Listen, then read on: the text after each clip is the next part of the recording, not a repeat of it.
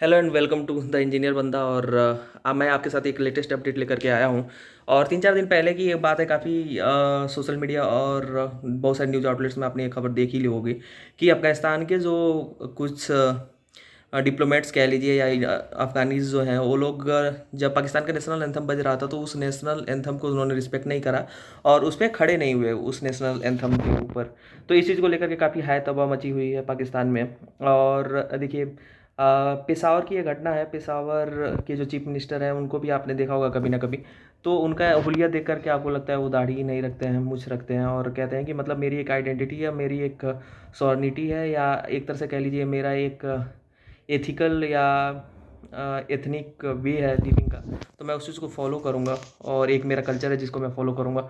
तो काफ़ी अच्छी भी बात है ये। लेकिन हुआ क्या है कि पेशावर में इन्होंने अफ़गानियों को बुलाया था। और कुछ टाइम पहले आपको पता होगा कि इस्लाम में एक ये लोग प्रोफेट मोहम्मद के बर्थडे को सेलिब्रेट करते हैं, उसको बोलते हैं like Eid मुलाद Nabi. I am not pretty sure about this one because मेरे को इतना जानकारी नहीं है, बट हाँ एक सेलिब्रेशन काइंड ऑफ होता है। तो उन्होंने अफ़गानी लीडर्स को वहाँ पे बुलाया था और जब नेशनल एंथम बजा तो उन्होंने उसको रिस्पेक्ट करना मना कर दिया।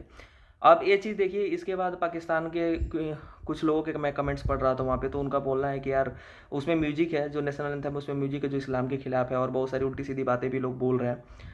और शायद इस्लाम में जो म्यूजिक है उसको बैन कर देना चाहिए, ऐसा कुछ है। मेरे को इसका क्लियर आइडिया नहीं है और इसकी इसकी जानकारी मैं जुटा के आपके पास ज़रूर वापस आऊँगा। तो चलिए, एक चीज़ ये समझ में आई। अब पाकिस्तान को ये समझ में नहीं आ रहा है, जो मुस्लिम ए उम्मा और ऐसी चीज़ों की बातें करते थे, कहते थे कि हम मुस्लिम वर्ल्ड के लीडर बनेंगे और पाकिस्तान जो होगा मुस्लिम वर्ल्ड को लीड करेगा। एक तरफ टर्की ये सपना देखता फिरता है और दूसरी तरफ पाकिस्तान अपनी आम जो जनता है उसको ये चूरन खिला करके और पिछले 75 सालों से लोगों को गुमराह करके और अफ़गान तालिबान के साथ अच्छे रिलेशन दिखा कर। आपको याद होगा कि जब तालिबान यूएसए चला गया था, तालिबान से सॉरी अफ़गानिस्तान से, तो तालिबान के आने पे कितना ज़्यादा सेलिब्रेट किया था पाकिस्तान ने कि भाई वो हमारे ब्रादर मुल्क हैं, दोस्त हैं, और वहाँ पे हमारे रिलेशन बहुत अच्छे हो जाएंगे, हम जो चाहेंगे अफ़गानिस्तान में कर पाएंगे। बट पिछले कुछ टाइम से आपको पता है कि अफ़गान तालिबान कितना आर्मी को ठोक रही है वहाँ पे पाकिस्तान में, पाकिस्तानी आर्मी को ठोक रही है, वहाँ के मेजर जनरल्स को मार रही है।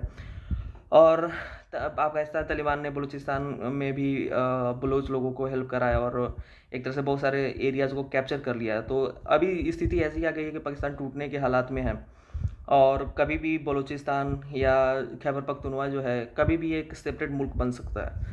लेकिन पाकिस्तान को अभी भी वहीं इस्लाम के नाम पे लोगों को चूरन खिलाना है और यही चूरन उन्होंने अपने आवाम को खिलाया। पर अंत में जब अफ़गानी इनको रिस्पेक्ट नहीं देते हैं, इनको इनके नेशनल एंथम को इनको रिस्पेक्ट नहीं देते, तो इनको बड़ी जलन मचती है, इनको बड़ा ही खुजली होती है। इन्होंने अफ़गानिस्तान के साथ जो बॉर्डर है 75 सालों से इसलिए खोल के रखा है कि वो मुस्लिम मुल्क है और इसी की तरह से हमारे इंडिया के साथ उनके बॉर्डर्स क्लोज हैं क्योंकि हम काफ़िर हैं और इंडियंस काफ़िर हैं, ये कह के उन्होंने इंडिया के साथ जो बॉर्डर है उसको क्लोज करके रखा हुआ है। तो ये काफ़ी गधों वाली दिमाग वाली बातें हैं, पता नहीं कहाँ से कितना रेडिकलाइजेशन है इनके अंदर ये भरा हुआ है। फिर हम आते हैं इस टॉपिक पे। देखिए, अफ़गानिस्तान के साथ जब पाकिस्तान ने बॉर्डर्स ओपन करे तो बहुत सारी चीज़ें हुई हैं।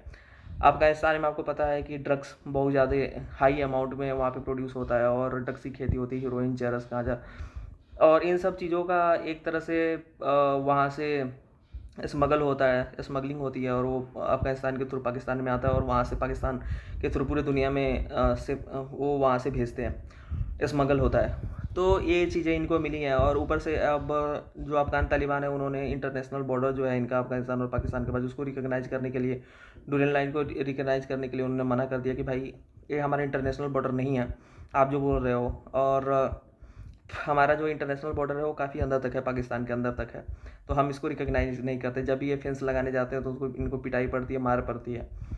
और एक चीज़ और मैं बताऊं कि जो पाकिस्तान में अभी आपको पता होगा कि नवाज शरीफ की पार्टी की गवर्नमेंट है, तख्ता पलट हुआ था, उसके बाद इमरान खान जेल में है, लेकिन इमरान खान के पार्टी का ही सीएम है यहाँ पे पेशावर में।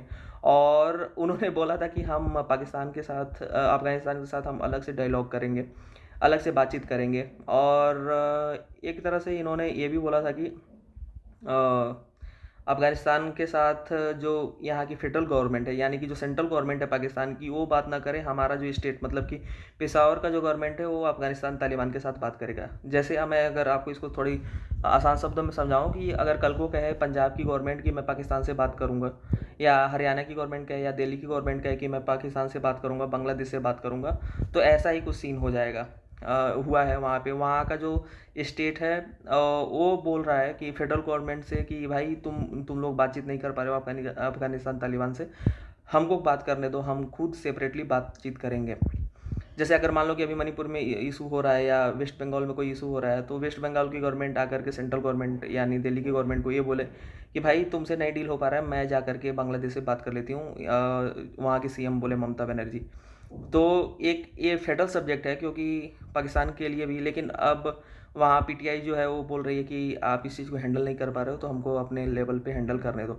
अब देखिए जो इकोनॉमी की हाल है अभी पाकिस्तान में, बेहद ही बुरा हाल है। आईएमएफ के चक्कर काट रहे हैं ये लोग, और ऊपर से इनको रेडिकलाइजेशन कर करके अपने आम जनता का खून चूसा है वहाँ के आर्मी ने।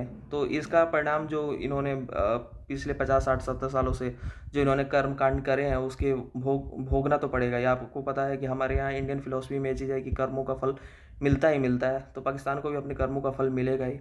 बहरहाल इस चीज़ पे मैंने अफ़गानिस्तानी लोगों का भी काफ़ी कमेंट्स देखे थे। उन्होंने बोला कि भाई देखो हमने जो किया है वो अच्छा किया है और हम रिस्पेक्ट नहीं करते हैं अफ़गानिस्तान की, ऐसे ही होना चाहिए, पाकिस्तान की सॉरी, ऐसा ही होना चाहिए। तो अफ़गान और अगर कोई अफ़गानी ऑडियंस है या पाकिस्तानी ऑडियंस है, इस वीडियो पे ज़रूर कमेंट करें और हमें बताएं। और अगर हमारा कंटेंट अच्छा लग रहा है तो प्लीज़ हमको सपोर्ट करें, सो दैट हम और अच्छे से अच्छे कंटेंट लेकर के आपके सामने आएँ। Thank you so much, bye.